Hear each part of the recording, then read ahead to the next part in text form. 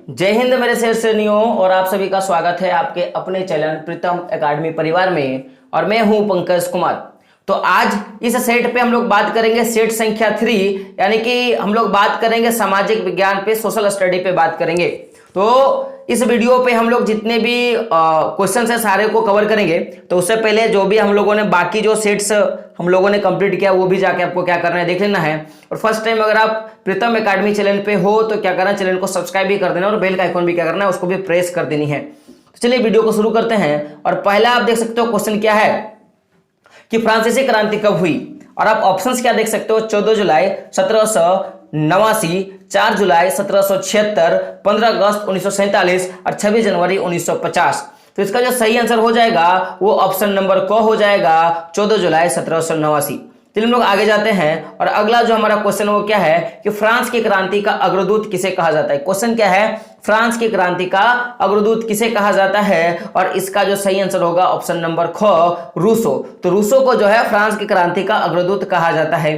फिर हम लोग बात करते हैं अगले क्वेश्चन पे। और हमारा अगला क्वेश्चन क्या है कि बिस्मार्क जर्मनी का चांसलर, और चांसलर का मतलब होता है क्या, प्रधानमंत्री। तो क्वेश्चन क्या है कि बिस्मार्क जो है जर्मनी का चांसलर कब बना। और इसका सही जो आंसर हो जाएगा वो ऑप्शन नंबर क, यानी कि मैं बोल सकता हूं 1848। कब हो जाएगा, 1848। चलिए आगे जाते हैं। और चौथा नंबर का हमारा क्वेश्चन क्या आप देख सकते हो। क्वेश्चन क्या है कि पहले तुम मनुष्य हो उसके बाद किसी देश के नागरिक या अन्य कुछ, ये कथन किसका है। और ऑप्शंस क्या है, मैथ्सनी, वोल्टायर, रूसो और दिदारो। तो इसका जो सही आंसर हो जाएगा मेरे रसगुल्लो वो क्या हो जाएगा, मैथ्सनी। तो पहले तुम मनुष्य हो उसके बाद किसी देश के नागरिक, ये कथन किसकी है, तो ये मैथ्सनी की कथन है। किसकी है, मैथ्सनी की। चलिए आगे जाते हैं। और 5वां नंबर का हमारा क्वेश्चन क्या है, ये क्वेश्चन है विश्वकोश नामक ग्रंथ की रचना किसने किया था। क्वेश्चन क्या है, विश्वकोश नामक ग्रंथ की रचना किसने किया था। तो मैं बता दूं तो इसका जो रचना है वो विजेंद्र नाथ बसु, क्या नाम है, विजेंद्र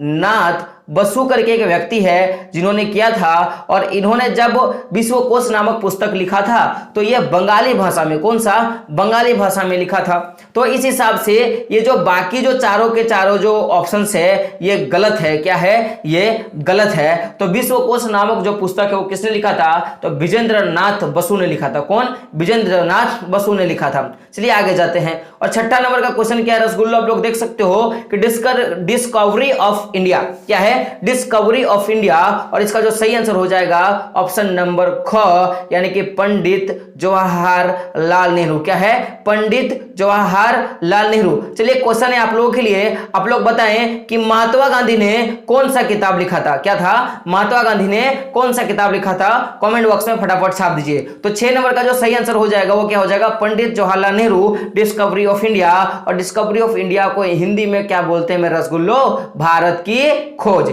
चलिए आगे जाते हैं। 7वां नंबर का क्वेश्चन। तो 7वां नंबर का क्वेश्चन क्या है, यह किसका कथन है कि तुम मुझे खून दो मैं तुम्हें आजादी दूंगा। यह कथन किसका है कि तुम मुझे खून दो मैं तुम्हें आजादी दूंगा। और आप ऑप्शंस देख सकते हो क्या है, डॉक्टर राजेंद्र प्रसाद, महात्मा गांधी, सुभाष चंद्र बोस और बाल गंगाधर तिलक। तो इसका जो सही आंसर हो जाएगा वो ऑप्शन नंबर गो, क्या हो जाएगा, ऑप्शन नंबर गो, यानी कि सुभाष चंद्र बोस ने ही कहा था कि तुम मुझे खून दो मैं तुम्हें आजादी दूंगा। चलिए 8वें नंबर क्वेश्चन पे जाते हैं। और रसगुल्लो 8वां नंबर क्वेश्चन देख सकते हो आपके स्क्रीन पे है। और क्वेश्चन क्या है कि बंगाल का विभाजन कब हुआ। क्वेश्चन क्या है कि बंगाल का विभाजन कब हुआ।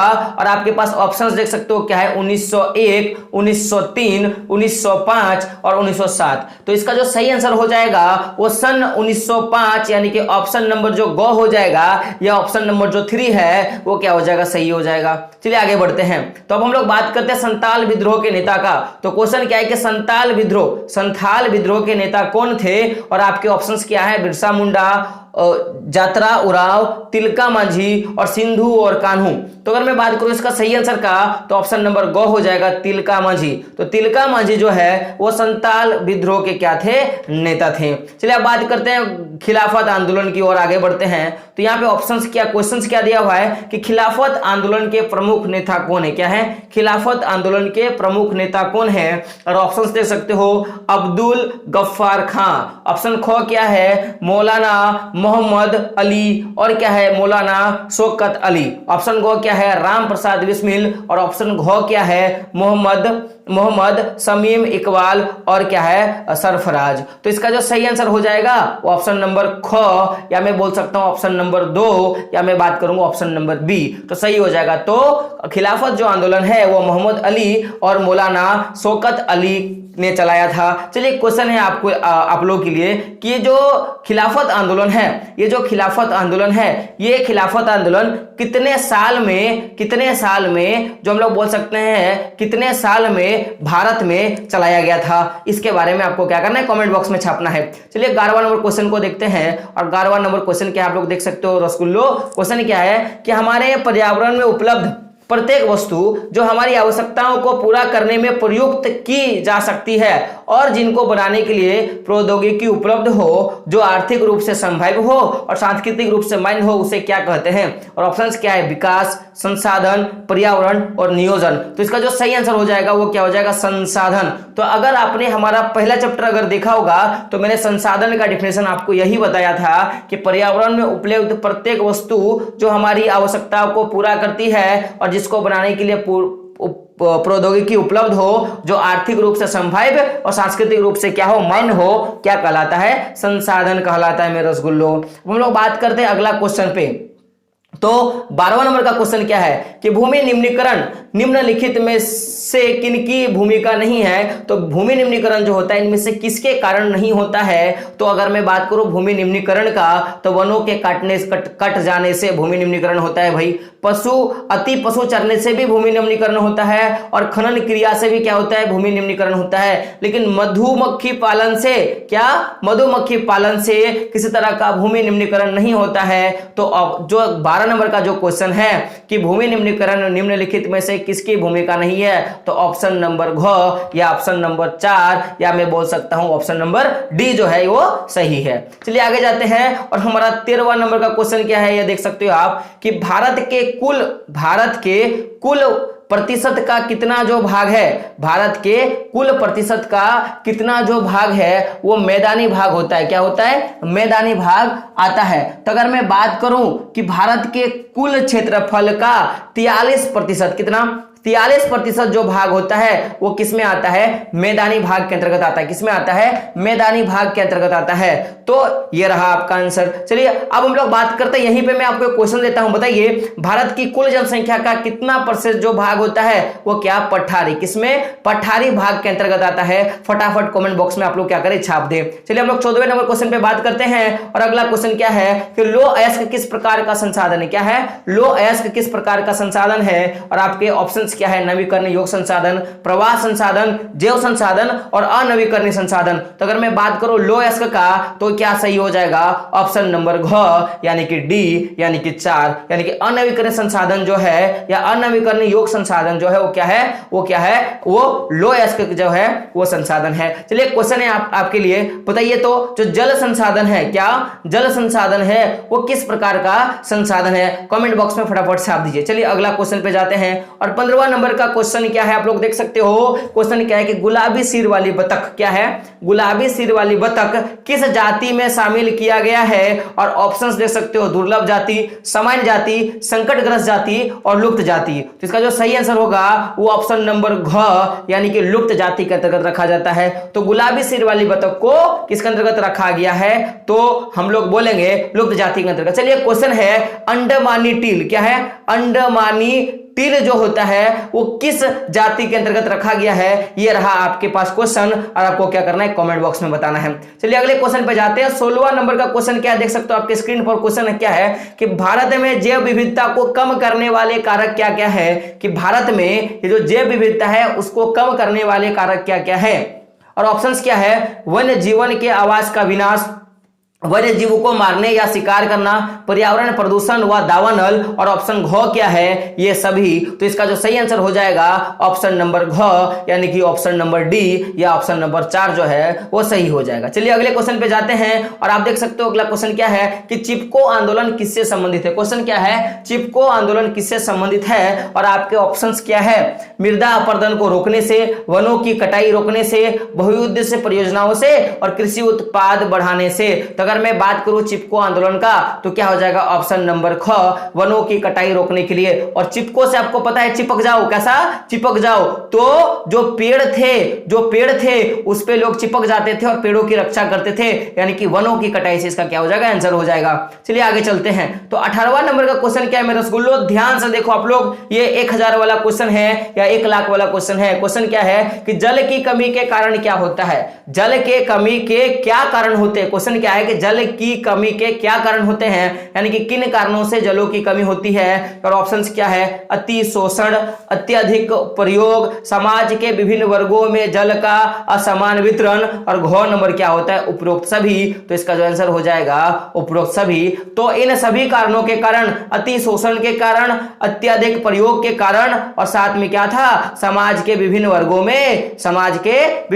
में जल का असमान वितरण, इन सभी के कारण क्या होता है जल की कमी आती है। चलिए आगे जाते हैं। और 19वां नंबर क्वेश्चन क्या है कि टांका क्या है। क्वेश्चन क्या है टांका क्या होता है, और आपके ऑप्शंस क्या है, तो पीने के पानी को संग्रहित करने का भूमिगत टैंक, एक प्रकार का नहर, बंगाल में मछली पालन का तालाब, और इनमें से कोई नहीं। तो अगर आपने पढ़ा होगा कि राजस्थान का जो अर्धशुष्क इलाका होता है जहां पे कभी कभार बारिश हो जाती है, तो वहां पे पानी को जमा करने के लिए भूमि के अंदर क्या बनाया जाता है, गड्ढा बनाया जाता है, जिसको क्या बोलते हैं टांका बोलते हैं। क्या बोलते हैं, टांका बोलते हैं। तो आप क्या बोलोगे, तो पीने के पानी को संग्रहित करने वाला भूमिगत टांका, यानी कि हम लोग बोल सकते हैं ऑप्शन नंबर को। चलिए क्वेश्चन है आप लोगों के लिए, आप लोग ये बताइए जो टांका है उसकी लंबाई, क्या बोलना है, लंबाई, चौड़ाई और जो ऊंचाई होती है वो कितनी होती है। चलिए आगे जाते हैं। और हमारा 20वां नंबर क्वेश्चन क्या है, देख सकते हो कि सन 2025 तक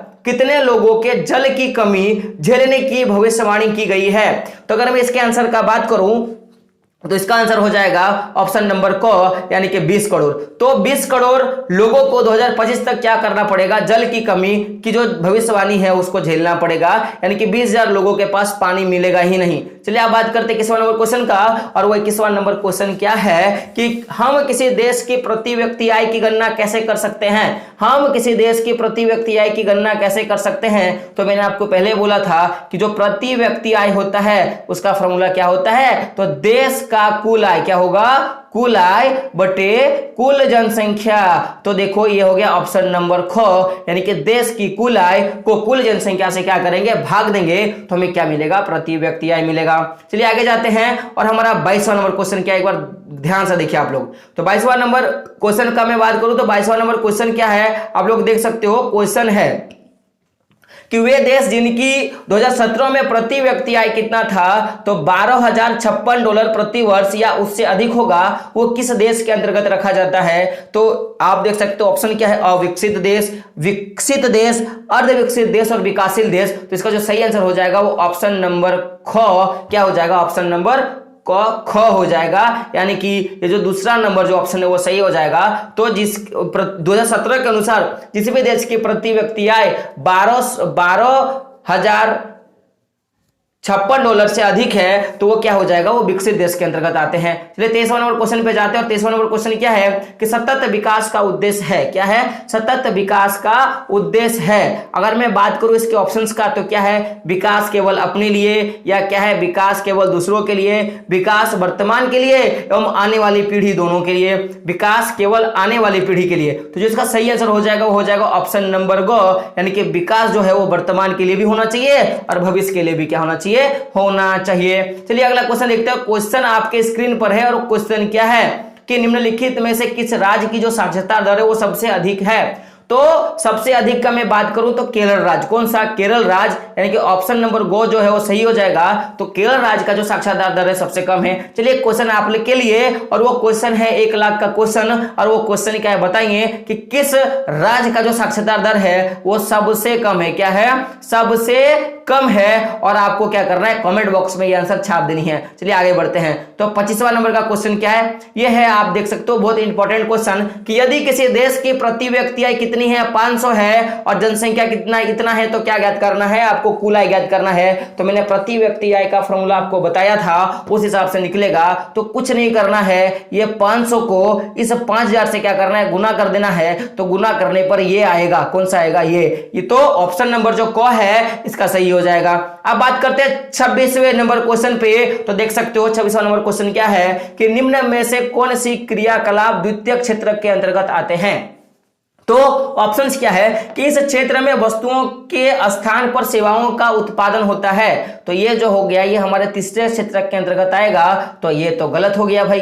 फिर जो ख नंबर का जो ऑप्शन है वो क्या है कि प्राकृतिक उत्पादों को विनिर्माण के द्वारा बदला जाता है। तो ये एक प्रकार का सही है, लेकिन थोड़ा सब्र करें, हम लोग आगे के ऑप्शंस को देखते हैं। तो हमारा जो अगला जो ऑप्शन है वो क्या है, रसगुल्लो क्या है, अगला जो ऑप्शन है वो हमारा क्या है। तो गौर कीजिएगा, ऑप्शन क्या है ग नंबर की वस्तुओं को प्राकृतिक संसाधन के दोहन द्वारा उत्पादित किया जाता है। तो ये भी क्या है भाई, ये भी क्या हो गई, एक प्रकार से सही हो गया, ये भी सही हो गया। अब हम लोग बात करते हैं ऑप्शन नंबर घ का। तो इसके अंतर्गत कृषि, वन तथा डेयरी क्षेत्र आता है।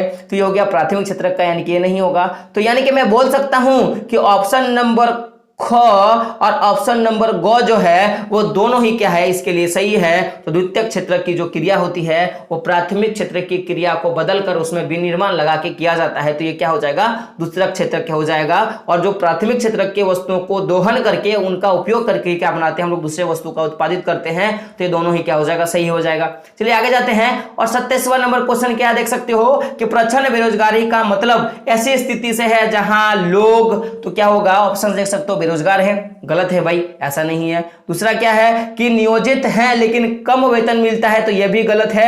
नियोजित है लेकिन उत्पादन क्या होता है, शून्य होता है, वर्ष के कुछ में नहीं बेरोजगार होते। तो यह भी गलत। तो ऑप्शन नंबर जो ग हो जाएगा वो सही हो जाएगा।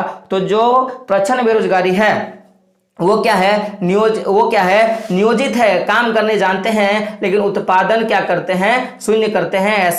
ऐसे लोगों को क्या बोलेंगे, ये प्रच्छन्न बेरोजगारी के अंतर्गत आते हैं। चलिए आगे जाते हैं। और 28वां नंबर का क्वेश्चन देख सकते हो क्या है कि 14 तथा 15 वर्ष की आयु के स्कूल जाने वाले कुछ बच्चों का उस वर्ग के आयु के बच्चों के साथ प्रतिशत क्या कहलाता है। तो जो 14 और 15 वर्ष के आयु का जो बच्चा है, जो लोग स्कूल जाता है उनके साथ अगर उनको मिला देंगे, उनको बोलते हैं निबल उपस्थिति अनुपात। क्या बोलते हैं, निबल उपस्थिति अनुपात। तो ये ऑप्शन क्या हो जाएगा, ऑप्शन नंबर क इसका सही हो जाएगा। चलिए आगे जाते हैं। और ये हमारा 29वां नंबर का क्वेश्चन रसगुल्लो, ध्यान से सुनिएगा कि संगठित क्षेत्र का सही अर्थ चुने। क्या है, संगठित क्षेत्र का सही अर्थ चुने। और आपको ऑप्शन क्या है, यह उन उद्यमियों को शामिल करता है जहां रोजगार की शर्तें शामिल होती हैं। तो ये तो सही है। जरा रुको, हम लोग और जो 3 ऑप्शन है उसको एक बार देख लेते हैं। क्या है, सरकार के नियंत्रण से बाहर है। बात गलत है भाई, यह सरकार के नियंत्रण पे ही होता है। यह कम वेतन प्रदान करता है, यह भी गलत हो गया। ये वेतन जो होता है वास्तविक वेतन प्रदान करता है। इस क्षेत्र की जो नौकरियां होती है नियमित नहीं होती, यह भी गलत है। तो आपका जो सही आंसर हो जाएगा वो ऑप्शन नंबर क्या हो जाएगा, क, कि ऐसे उद्यमियों को शामिल किया जाता है जहां रोजगार की शर्तें क्या होती है, नियमित होती हैं। अब बात करते हैं अगले क्वेश्चन पे। तो हमारा तीसरा नंबर का क्वेश्चन क्या है कि कौन सा क्षेत्रक सेवा क्षेत्रक कहा जाता है। कौन सा क्षेत्रक जो होता है वो सेवा क्षेत्रक कहा जाता है। तो इसका जो सही आंसर होगा आपको पता है ये क्या है, तृतीयक क्षेत्रक, यानी कि ऑप्शन नंबर गो जो है इसका सही हो जाएगा। अब बात करते हैं 31वां नंबर क्वेश्चन पे। और 31वां नंबर क्वेश्चन क्या है कि सत्ता की साझेदारी के क्षैतिज वितरण के अंतर्गत कौन शामिल है।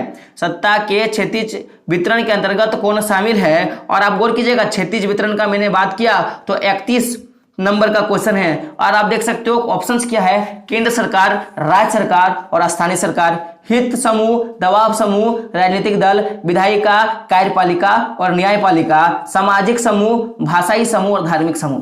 तो इसका जो सही हो जाएगा वो क्या हो जाएगा मेरे रसगुल्लो, वो क्या हो जाएगा, आपका हो जाएगा विधायिका, कार्यपालिका और न्यायपालिका। तो सत्ता के क्षैतिज वितरण में सत्ता को 3 भाग में बांटते हैं, कार्यपालिका, न्यायपालिका और विधायिका। चलिए क्वेश्चन आपके लिए, और वो क्वेश्चन क्या है, सत्ता के जो ऊर्ध्वाधर वितरण होता है, ऊर्ध्वाधर वितरण, उसमें किन किन को क्या होता है, सत्ता बांटा जाता है, ये आपको कमेंट बॉक्स में बताना है।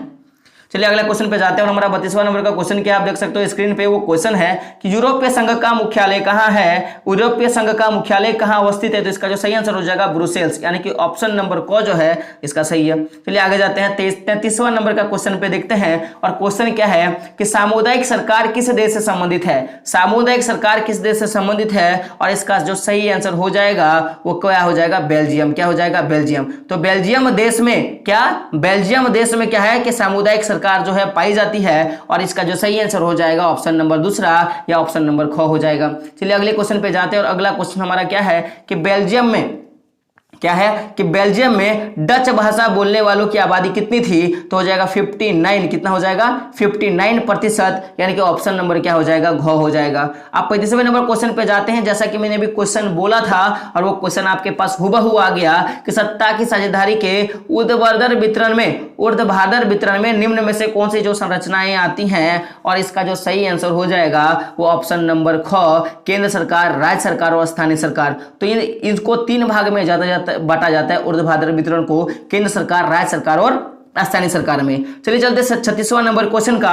और 36वां नंबर क्वेश्चन क्या है देख सकते हो आपके स्क्रीन पे कि इनमें से कौन संघ सूची के अंतर्गत आता है। और चलिए क्वेश्चन मैं आप लोग को दूंगा, आप ये बताएं संघ सूची के अंतर्गत कौन कानून बनाता है, कौन सरकार जो है वो कानून बनाता है, आपको ये बताना है। चलिए चलते हैं क्वेश्चन पे। तो इसका जो ऑप्शन है पुलिस, व्यापार, कृषि, प्रतिरक्षा, विदेशी मामले, बैंकिंग, वाणिज्य, सिंचाई, स्थानीय निकाय, शिक्षा, वन और विवाह। तो इसका जो सही आंसर हो जाएगा 36 का वो होगा ऑप्शन नंबर घ, यानी कि प्रतिरक्षा इसका होता है, लेकिन प्रतीक्षा लिखा हुआ है, क्या होगा प्रतिरक्षा, विदेशी मामले और क्या होगा बैंकिंग। ऑप्शन नंबर घ जो है वो सही हो जाएगा।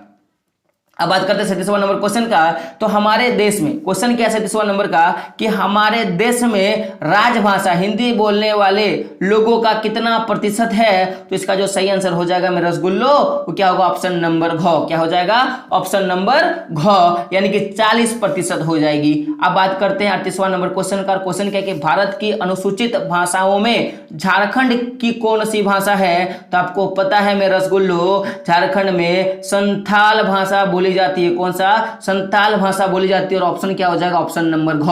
अब बात करते हैं 39वां नंबर क्वेश्चन का। और ये बहुत ही इंपॉर्टेंट क्वेश्चन है लड़कियों के लिए। और वो क्वेश्चन क्या है कि पंचायतों में महिलाओं के लिए कितना प्रतिशत आरक्षण का प्रावधान किया गया है। तो मैंने बोला था 1/3, कितना बोला था 1/3, यानी कि मैं बात करूंगा 100 का जो 30% होता है, यानी कि 30% जो होगा वो क्या किया जाता है, महिलाओं को आरक्षित किया जाता है। तो ऑप्शन नंबर घ क्या होगा 39 का सही होगा। तो दोस्तों अब हम लोग बात करते हैं अगले और अंतिम क्वेश्चन की ओर। और क्वेश्चन क्या है कि वास्तव में विकेंद्रीकरण की दिशा में एक बड़ा कदम, वास्तव में विकेंद्रीकरण की दिशा में एक बड़ा कदम उठाया गया। और वो जिसका जो सही आंसर हो जाएगा वो हो जाएगा ऑप्शन नंबर क 1992। क्या होगा 1992 में क्या होगा कि वास्तविक विकेंद्रीकरण का एक बड़ा कदम उठाया गया था। और जा जाते मैं बात एक हमेशा बोलूंगा कि मंजिल ने हौसलों से कहा कि तेरी बस की बात नहीं, कि मंजिल ने हौसलों से कहा कि तेरी बस की बात नहीं, हौसलों ने मंजिल की आंखों में आंखें डाल के बोला